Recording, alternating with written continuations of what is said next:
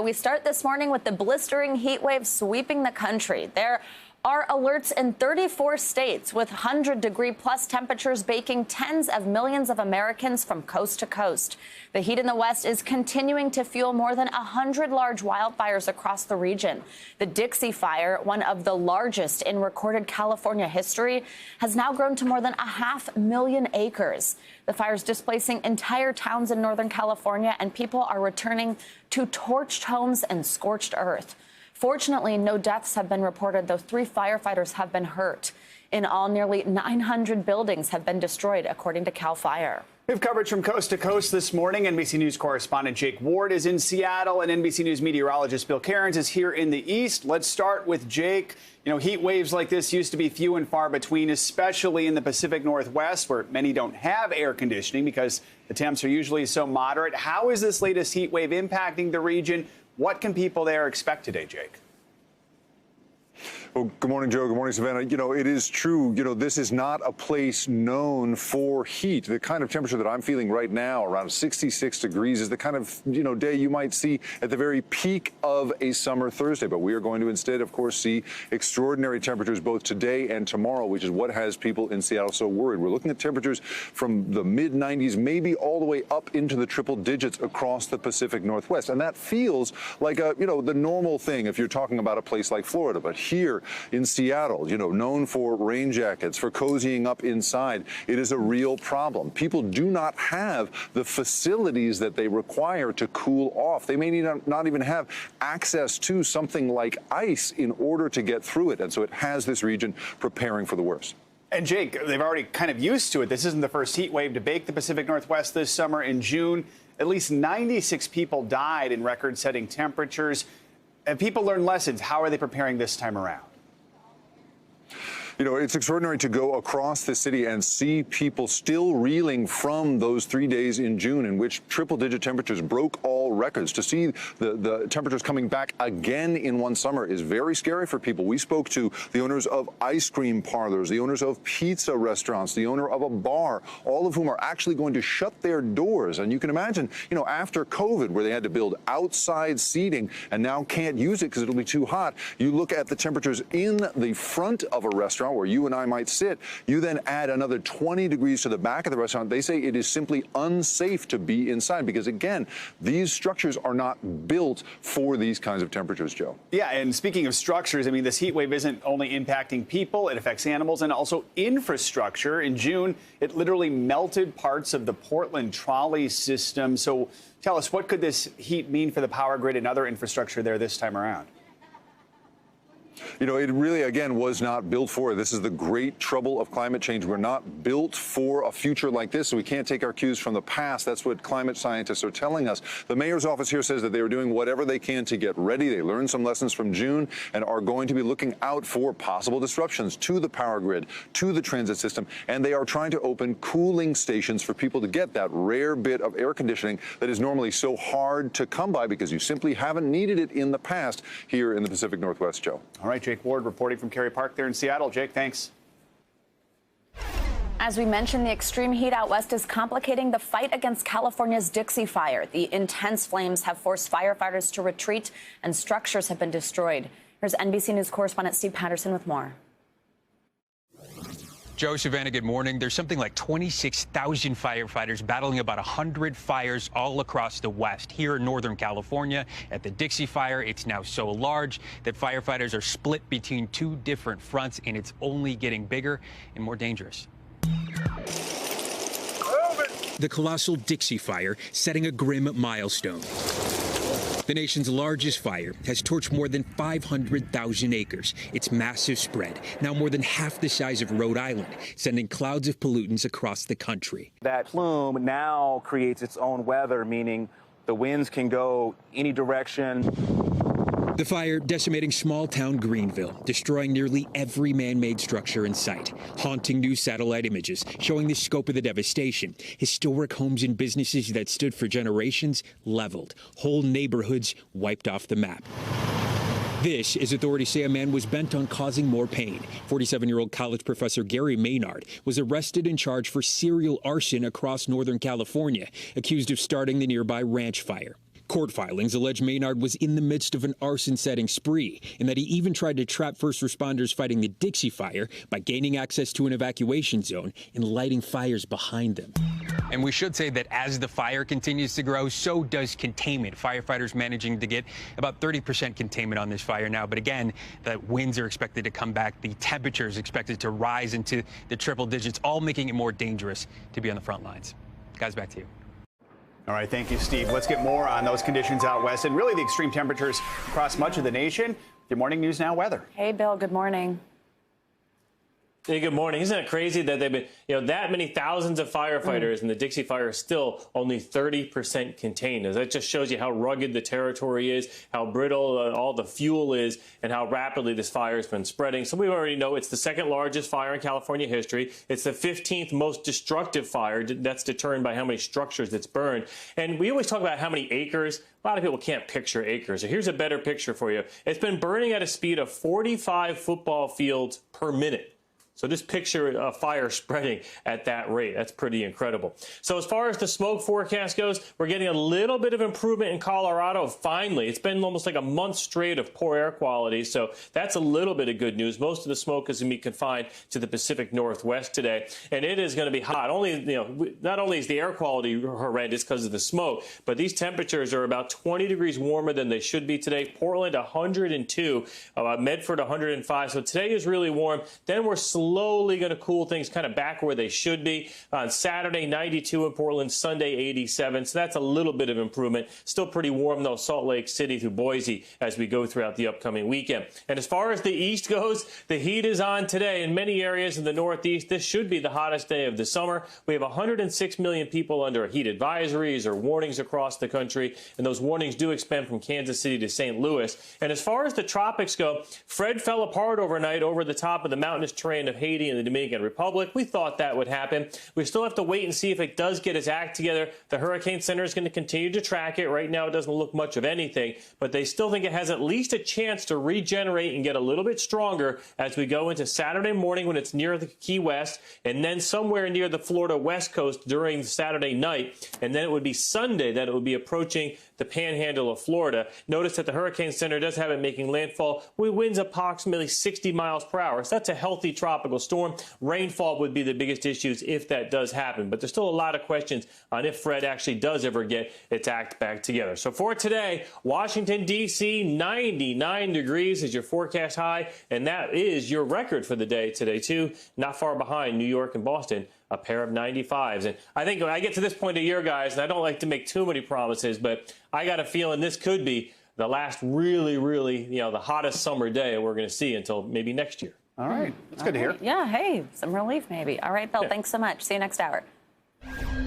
The FDA is expected to make a big announcement amending the emergency use authorization for both the Pfizer and Moderna COVID vaccines to allow immunocompromised people to get that third dose. That's according to two sources familiar with the plans. NBC News medical reporter Erica Edwards joins us now to discuss this reporting that I know you had exclusively just yesterday. Erica, good morning. So this is big news. Tell us about the science behind this decision. I know that's what they were waiting for the science to show that it does make sense, and also when the FDA is expected to authorize use for this third dose. Hey, Savannah, good morning. So the FDA could make that change, could amend that emergency use authorization as soon as today. Now, to be very clear, this extra dose would be for a specific group of people, relatively small group of people with weakened immune systems. We're talking about those who have received organ transplants, people undergoing certain cancer treatments, those with HIV. Now, studies so far have indicated that this group either develops very few or no antibodies after 2 shots of either the Pfizer or the Moderna vaccines, but indeed a third dose seems to get them over that hump so that their bodies can start building that immune response that the rest of us have been building all along. Savannah. And now, Erica, what's this process going to look like? How would eligible people get access to it?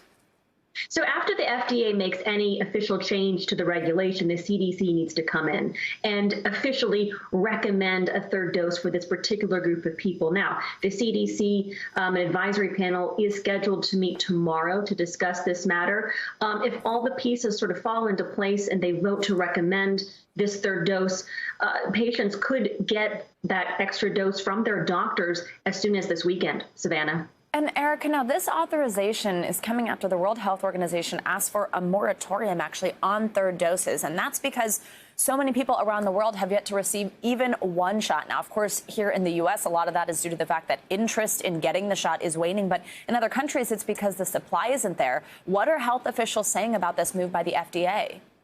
Yeah, so the World Health Organization did clarify that it doesn't necessarily oppose a third dose for the immune-compromised, those who never had a good immune response in the first place. The WHO was really referring to those otherwise healthy people for whom there is no evidence yet that a third or extra dose is needed. Now, doctors who treat immune-compromised people are really hailing the expected decision today. They have been unable to give that third dose. Until the FDA makes that amendment, they were unable to give that third dose to their patients who they say really need it to be fully protected against COVID-19. Savannah. All right, Erica Edwards, really good information there. Thank you so much. Well, it looks like the FDA will be pushing forward with that booster dose for some Americans. The CDC is now urging all pregnant women to get the shot. The latest CDC data shows that only 23% of expectant mothers have received at least one dose of the vaccine. Let's bring in Dr. Uche Blackstock. She's an NBC News medical contributor and the CEO of Advancing Health Equity. Dr. Blackstock, good morning. It's always great to have you now. The guidance on this was the opposite for a period of time. Hold off if you're pregnant until we know more. And so I know personally, and I'm sure you both do, a lot of pregnant and breastfeeding women who are scared to get the shot because of confusion over what it might mean for their baby. But now the CDC is citing an increased risk of complications for pregnant women who tested positive for COVID. So tell us about some of those risks and the evidence that pregnant women would want to hear that pointed to say that this is safe. So good morning, Savannah. Thanks so much for having me. So actually, there has been data since even earlier in the pandemic that pregnant people who are infected with coronavirus actually have a higher risk of severe disease, being placed on a ventilator, and even placed in the intensive care unit. They also have a higher risk of delivering their pregnancy earlier, so preterm labor. And so obviously that's very, very concerning. And we've had sort of the lukewarm recommendation from the CDC regarding the vaccine. I think with the Delta variant, it became very clear that the CDC had to come out and fully recommend this vaccine, especially with the low vaccination rates among pregnant people. It was incredibly imperative. I'm glad that they made this decision. I do think that it was long overdue. And I think that the data shows so far that the vaccine does not have any untoward effects towards the pregnant person or the growing fetus and baby. So, Doctor, we're already seeing an increase in COVID cases tied to students who are heading back to school. Now, California is requiring all teachers and school staff get vaccinated or get tested weekly. How big of a difference will that make in the fight against outbreaks in schools? So this was the right decision. I hope every state follows suit. In order to decrease the spread of virus within schools, it has to be a multi-layered strategy. Part of that strategy is masking. Another part is physical distancing and testing. But the other part is vaccinations. And everyone who is eligible for a vaccination in schools, whether it's staff and teachers or children over 12 years old, should be vaccinated. Schools are congregate settings. They have the potential to be high-risk areas if mitigation measures are not followed. A vaccination is just another layer of protection. And Dr. Blackstock, Texas Governor Greg Abbott announced that the state is sending 2,500 medical personnel to overwhelmed hospitals across the state. We've been seeing the fact that hospitals are overwhelmed, nurses, doctors facing burnout. Though the governor there is still holding firm against a mask mandate. Do you think this additional staff helps? I mean, tell us what this does for healthcare workers who are battling burnout. Right. Well, first of all, what would help is a mask mandate in Texas. That would help, obviously. And it's unfortunate and preventable that these medical professionals are being recruited and having to go there, because what we're seeing is that hospitals are at capacity. When hospitals are at capacity, not only COVID patients don't receive the proper care, but also patients who present with non-COVID complaints and problems as well. And these are also states that have low staffing rates. So it's just sort of the perfect storm for this sort of situation not to work out. Yes, these medical professionals are needed, but this is preventable. And I hope that Texas officials reconsider the mask mandates and other policies that will help protect Texans. All right. Dr. Blackstock, as always, thank you so much. Appreciate your expertise. Thank you. And if you have questions about kids and COVID, News Now is taking an in-depth look at how the virus can impact kids and what parents need to know. Be sure to join Aaron Gilchrist and Morgan Radford for a special half-hour Now in Focus, Children in COVID. That is today at 1:30 on NBC News Now. Turning now to New York and the major changes underway since Governor Andrew Cuomo's announcement that he'll resign. Incoming Governor Kathy Hochul promised change in a news conference yesterday, saying there will be turnover in her administration, while referencing the Attorney General report on Governor Cuomo's alleged sexual harassment. No one who is named as doing anything unethical in the report will remain in my administration. She will soon hit the ground running, as there are just 13 days left in Governor Cuomo's tenure at the top of New York politics. He has not been charged with any crimes related to that Attorney General report, and he disputes many of the allegations. MSNBC anchor Yasmin Basugian joins us now from the state capitol in Albany, New York. Yasmin, good morning. So what kind of change is the lieutenant governor proposing? Is she going to be cleaning house altogether?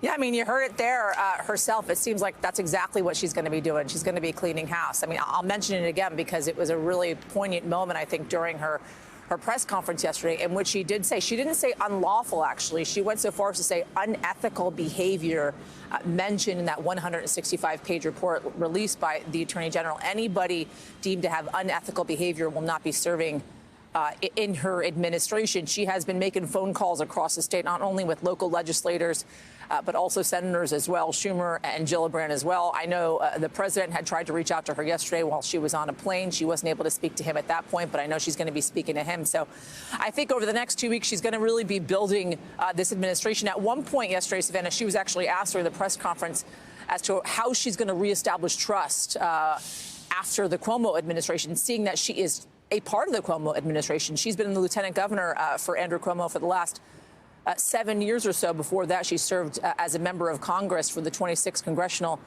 District. And she said, listen, we accomplished a lot during the Cuomo administration. She touted a lot of the Cuomo policies and accomplishments throughout his term. However, she feels as if she's going to be able to distinguish herself.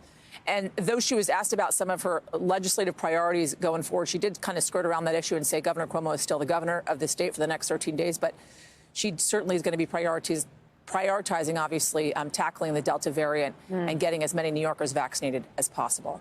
Now, Yasmin, I love the detail that she missed the president's call, which is understandable if you are on a flight. And actually, it's because she's been traveling the state while this scandal's going on at the Capitol. So talk us through how she's, I suppose, both physically but also in her speech yesterday, distanced herself from Governor Cuomo. Yeah, it's funny that you mentioned that, Savannah, because when I heard that in the press conference live, I thought, who misses the president's call? But of course, she was on a plane. She was traveling. So she will be getting back to him. If that was me, I'd say get me through as soon as possible. Nonetheless, she talked a little bit about her relationship with the governor. And there had been some reporting leading up to yesterday's press conference that she did not necessarily have a close relationship. And she definitely kind of showed the fact that she was and is a hometown girl, right? She's from Buffalo. Her alma mater is in Syracuse. She called on those two reporters first in the press conference yesterday. And she's been spending a lot of time in both of those regions throughout her tenure as lieutenant governor. Nonetheless, she talked about her relationship with the governor. Let's take a listen to what she had to say about that.